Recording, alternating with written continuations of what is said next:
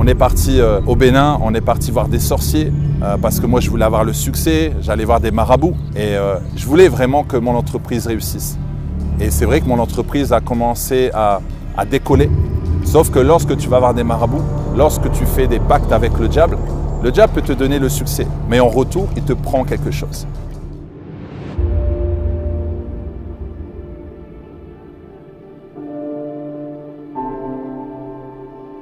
Bonjour, je m'appelle Max Ro.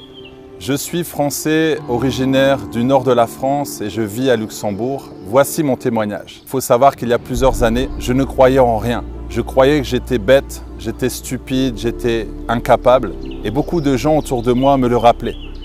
J'ai pas eu une enfance très difficile, sauf que mes parents se disputaient beaucoup. À la maison, il y avait beaucoup de querelles, beaucoup de disputes. Mes parents ont divorcé, ils se sont remariés, ils ont encore divorcé. Et chaque soir, j'écoutais leurs disputes. Je me nourrissais en fait de cette haine, de cette colère. Et je me souviens lorsque mon père a été muté sur l'île, dans un collège où vraiment le taux de délinquance était très élevé. Je suis arrivé en plein milieu de l'année. Et là, on est venu me voir, on m'a dit « T'es le petit nouveau ?» J'ai dit « Oui ». Il m'a dit « On va te souhaiter la bienvenue ». Alors j'attendais qu'on puisse me donner un cadeau, un ballon de football. On m'a dit, tu vois ici, on est 400 élèves et on doit tous te donner un coup de poing dans le ventre. Voilà, c'est notre manière de te souhaiter la bienvenue. Alors j'avais deux choix.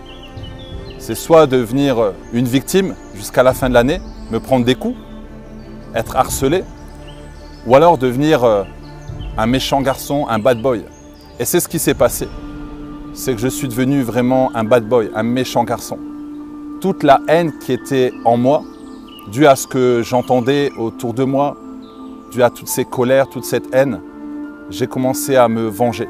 Je me vengeais auprès de toutes les personnes que je rencontrais. Un jour, mon père a levé la main et je lui ai dit « Si tu me touches, je te tue ». Donc même mes parents avaient peur de moi.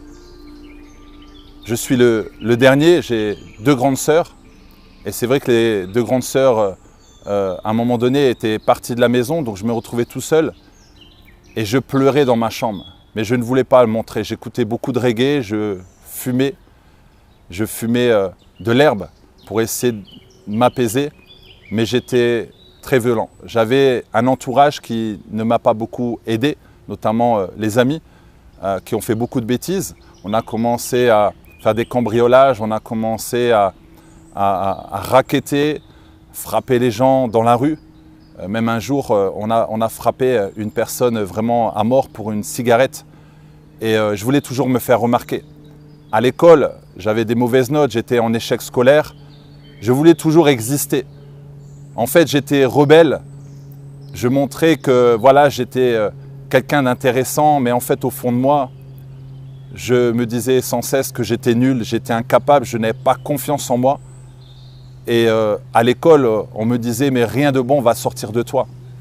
Et donc j'ai grandi comme ça vraiment avec cette souffrance.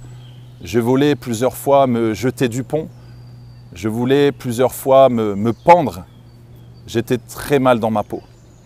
Et j'avais tellement de violence en moi. Et je suis parti à l'armée. L'armée, en ce temps-là, était obligatoire. J'avais 18 ans. Et je suis parti dans les commandos. Alors ça m'a fait beaucoup de bien, mais sur le coup, ça m'a fait beaucoup de mal. Pourquoi? Parce que je devais obéir. Parce qu'il y avait l'autorité, il y avait la discipline. Et ça, je n'acceptais pas du tout. Mais ça m'a fait beaucoup de bien parce qu'à un moment donné, j'ai dû m'humilier. J'ai appris ce que c'était le respect. Respect envers les autorités, le respect envers les parents et le respect envers l'entourage, envers soi-même. Mais j'étais toujours mal dans ma peau. Et donc j'allais en boîte de nuit, je sortais avec des filles et j'étais vraiment complètement perdu. Je faisais beaucoup de sport, ça me permettait vraiment de me dépasser.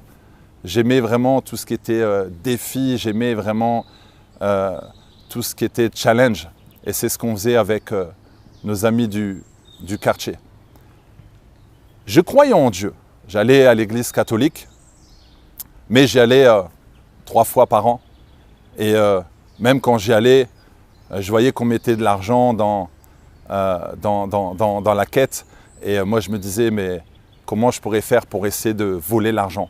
En fait, je n'allais pas vraiment pour Dieu, mais j'allais juste par intérêt ou alors pour aller voler de l'argent qu'on pouvait trouver dans les caisses. Mais je savais qu'au fond de moi, qu'il y avait toujours quelqu'un qui me protégeait. Mais je me suis dit, Dieu en a rien à faire de moi. Je suis tellement sale, je suis tellement mauvais, je ne fais pas du bien autour de moi. Donc je me suis dit, mais Dieu m'a abandonné.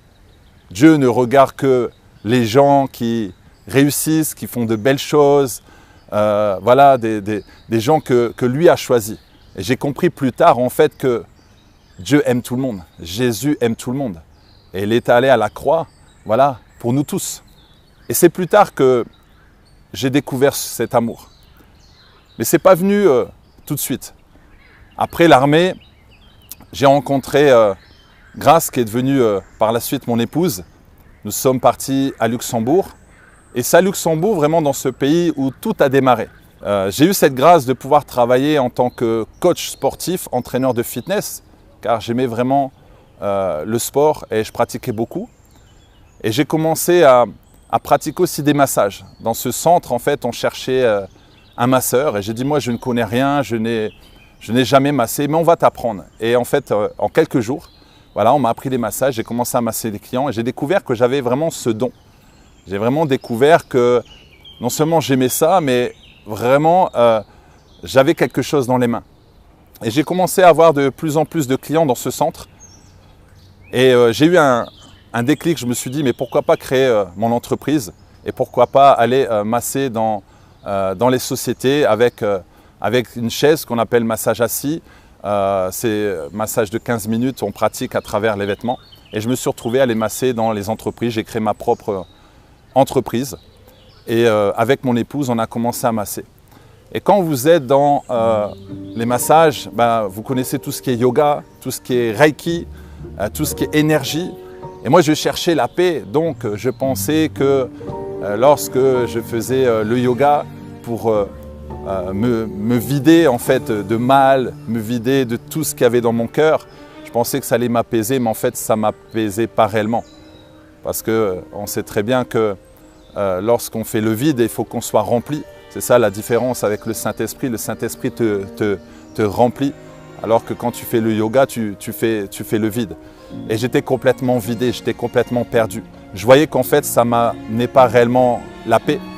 Et on est parti au Bénin, on est parti voir des sorciers, parce que moi, je voulais avoir le succès, j'allais voir des marabouts. Et je voulais vraiment que mon entreprise réussisse. Et c'est vrai que mon entreprise a commencé à décoller. Sauf que lorsque tu vas voir des marabouts, lorsque tu fais des pactes avec le diable peut te donner le succès. Mais en retour, il te prend quelque chose. Et il a pris personne de ma famille. Il a pris aussi mes enfants. Ma femme d'ailleurs a témoigné sur cette chaîne. J'ai perdu 2 enfants. Et c'est là que je réalise qu'en fait, on ne doit pas blaguer avec les choses spirituelles et on ne doit pas blaguer avec le diable. Et donc, on était vraiment sous cette emprise. Et en fait, je sais ce que c'est d'être possédé parce qu'il y a des moments où, quand je roulais en voiture, le diable me disait « fonce, fonce, fonce, fonce, fonce, fonce. Les gens ne t'aiment pas. Tu dois te tuer. Regarde ta situation. Les gens ne t'apprécient pas. Les gens te critiquent. Les gens t'humilient. Dieu ne t'aime pas. » Et vraiment, je croyais à ces mensonges. Et heureusement, à chaque fois, il y a une force qui m'arrêtait. Et je sais que c'était le Saint-Esprit qui m'arrêtait. Mais je n'avais pas encore accepté Jésus-Christ. Et vraiment, je souffrais énormément. Parce qu'il y a des moments, je sentais que ce n'était plus moi. Je sentais qu'il y a des moments dans mes pensées, vraiment, je pouvais tuer quelqu'un qui était devant moi, même tuer quelqu'un de ma famille. Et ça a été comme ça pendant des années. Je n'arrivais pas à aimer les gens, je n'arrivais pas à m'aimer. Et avec mon épouse, vraiment, il y avait beaucoup de disputes. Et à un moment donné, comme je voulais masser un artiste, j'aimais beaucoup la culture sénégalaise, je me suis retrouvé à masser cet artiste. C'était à Bercy, à Paris. Et lorsque je suis arrivé, J'ai vu tous les musulmans qui étaient là parce que les artistes sont des musulmans. Il y avait une seule personne au milieu. Une seule personne qui était différente. Son visage était différent, lumineux. Son langage était différent. J'ai dit, mais elle a quelque chose de différent. J'ai compris après que cette personne est une chrétienne, née de nouveau, assoiffée de Dieu. Et on a discuté ensemble. Et là, elle me dit, mais après le concert, vous allez où? On va rentrer, on va dormir dans la voiture. Elle dit, non, vous ne dormez pas dans la voiture, vous venez à la maison. On est allé à la maison, elle nous a présenté son mari. On est revenu régulièrement la voir et elle nous a dit, voilà, nous on est chrétiens et on va à l'église. Est-ce que vous avez envie de venir? Ce que j'ai apprécié chez eux, c'est qu'ils ne nous ont pas forcé à aimer Jésus. Mais en fait, on a apprécié Jésus de par leur attitude, leur manière de parler, leur manière de nous aimer, leur manière d'éduquer les enfants. Le couple frais, équilibré, ça nous a touchés. On s'est dit, waouh, on va aller voir ce qui se passe à l'église. Et on arrive là-bas et on voit des gens heureux. Ah, je me suis dit, mais il y a encore des gens sur cette terre heureux. Parce que moi, j'étais mal dans ma peau. Donc, quand tu es mal à l'intérieur, forcément, tu vois le mal à l'extérieur. Et je me dis, les gens sont tellement heureux. Qu'est-ce qu'ils ont à lever les mains vers le ciel? Et je me suis dit, mais on va faire la même chose. Et j'ai levé les mains vers le ciel, mon épouse aussi. Et là, j'ai commencé à pleurer. J'ai senti un feu venir en moi. J'ai senti un amour venir en moi dans mon cœur. Ça m'a tellement touché. J'étais bien. Comme si, en fait, on m'avait pris dans les bras. Et j'ai senti vraiment l'amour du Père. J'ai senti que Dieu m'avait touché. Et à ce moment-là, vraiment, ma vie a commencé à changer. J'avais honte. Parce que, voilà, j'étais très orgueilleux. Un homme ne pleure pas. Un homme est dur. Et là, vraiment, je lâchais prise. Et le Seigneur m'a fait tellement du bien. Et là, j'ai regardé sur le côté, je dis, ah, j'espère que ma femme ne m'a pas vu.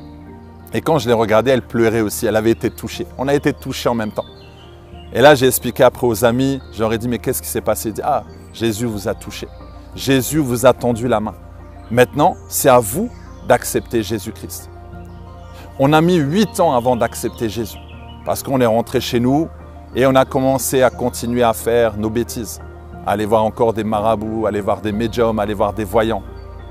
En fait, comme on avait encore ce pacte avec le diable ne voulait pas nous lâcher. Pendant 8 ans, nos amis ont prié pour nous. Et un jour, j'ai senti vraiment que le diable avait pris le contrôle de mon corps. C'était non seulement un danger pour ma famille, parce que j'aurais pu tous les tuer, mais aussi un danger pour moi. Et là, j'ai crié au secours. J'ai envoyé un message à plusieurs personnes, dont notre amie sur Paris.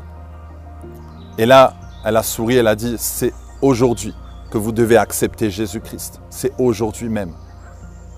Alors j'ai dit, ok, on arrive sur Paris et on va accepter Jésus-Christ. On a fait la prière du salut. Et ce jour-là, Jésus-Christ est rentré dans notre cœur. Et c'est à ce moment-là où vraiment on a senti que les démons sont partis. On a senti qu'on a été libéré, restauré. La haine qu'il y avait à l'intérieur de moi s'est transformée en paix. Vraiment, cette colère qu'il y avait vraiment en moi s'est transformée en amour. Et j'ai commencé à avoir vraiment d'autres pensées, à avoir une vie complètement différente. Et c'est là vraiment on a prié pour avoir l'église à Luxembourg et l'église s'est créée. On a commencé à servir à l'église. J'étais l'un des premiers d'ailleurs responsables et on venait juste de donner notre vie au Seigneur et on s'est dit mais comment on arrive déjà à servir? Mais on avait déjà cette maturité et on voulait vraiment servir Dieu. J'ai dû arrêter l'entreprise. On avait encore cette entreprise de massage et je me suis dit j'ai donné ma vie au Seigneur, ça y est, il va avoir plus de clients, plus d'argent, l'entreprise va décoller. Sauf que non, on perdait beaucoup d'argent, on perdait beaucoup de clients. Et là, j'ai dit, mais Seigneur, qu'est-ce qui se passe? Et là, le Seigneur me disait, lâche l'entreprise. Ah, j'ai dit, Seigneur, on ne peut pas lâcher l'entreprise. Si on lâche l'entreprise, comment on va faire? On n'a pas de chômage, on est à 2 à travailler dedans, on a une maison à payer, comment on va faire? Et là, le Seigneur dit, lâchez, lâchez. Après 1 an, on n'a pas lâché. Ça faisait 13 ans qu'on avait l'entreprise. Après 2 ans qu'on avait donné notre vie au Seigneur, on ne voulait pas lâcher. Et là, après 3 ans, il y a une voisine qui vient nous voir. Une voisine qui n'est pas née de nouveau. Elle vient nous voir, elle a dit « Aujourd'hui, vous devez lâcher l'entreprise, arrêter vos bêtises. Aujourd'hui, vous devez arrêter. » Et là, je l'ai regardé. Waouh! J'ai dit là, je pense que Dieu nous parle. Et d'ailleurs, cette voisine s'est excusée. Je dis non, ne t'inquiète pas. Je sais qui t'a envoyé pour nous parler. Et là, j'ai dit Seigneur, je te fais confiance. Je vais arrêter l'entreprise. Je mets l'entreprise en faillite. Mais s'il te plaît, tu ne vas pas nous abandonner. Et je me souviens que c'était un jeudi matin à 11 h. J'allais signer l'aveu de faillite. On avait des employés. On avait des personnes qui travaillaient avec nous. On avait un bon chiffre d'affaires. D'ailleurs, avant que je signe l'aveu de faillite, là que des entreprises nous contactent en disant on veut travailler avec vous, on veut travailler avec vous. Des gros montants. Ah, j'ai dit le diable veut nous séduire. Là, j'ai dit non, non, non, non, non. Comme vous savez, le diable est là pour nous tenter, nous séduire. On a dit non, non, non. Demain à 11 h, Relax Max est terminé parce que l'entreprise s'appelait Relax Max. Et c'est là qu'à 11 h, au moment où j'ai signé l'aveu de faillite, je suis ressorti, j'ai eu une paix, une libération. Dieu m'a fait comprendre qu'il n'était pas dans l'entreprise parce qu'on l'avait consacré au diable. On avait encore une alliance avec le diable à travers cette entreprise. Et là, l'après-midi, j'envoie un CV pour que mon épouse puisse travailler. Cette dame qui reçoit le CV dit « Ok, on va recevoir grâce ». Le jeudi, je donne le CV. Le vendredi, elle a un entretien. Lundi, elle commence déjà un travail de 40 heures. Là, j'ai dit « Seigneur, tu es très bon. Maintenant, de mon côté, qu'est-ce que je fais ? Tu vas témoigner, tu vas faire des conférences. » Dieu m'a utilisé pour aller donner des conférences dans les entreprises, pour aller parler de lui, parler de mon témoignage. Et j'ai commencé à parcourir toute la France. Je suis allé vraiment un peu partout pour témoigner de ce que Jésus a fait pour moi. Et je bénis le Seigneur pour la vie qu'il m'a donnée. Je bénis le Seigneur pour toutes ces épreuves. C'est ce qui me permet d'être qui je suis aujourd'hui. C'est ce qui me permet d'être zélé pour Dieu. C'est ce qui me permet de témoigner. Je dis toujours que les épreuves dans nos vies ne sont pas un hasard. Nous devons bénir les épreuves parce qu'on apprend toujours quelque chose avec les épreuves. Et j'aime beaucoup encourager les jeunes. J'aime beaucoup encourager les personnes qui passent par des moments difficiles, qui n'ont pas confiance en eux. Mais le plus important, c'est d'avoir confiance en Jésus. Et je bénis vraiment le Seigneur. Donc voilà mon témoignage. Que Dieu vous bénisse. Amen.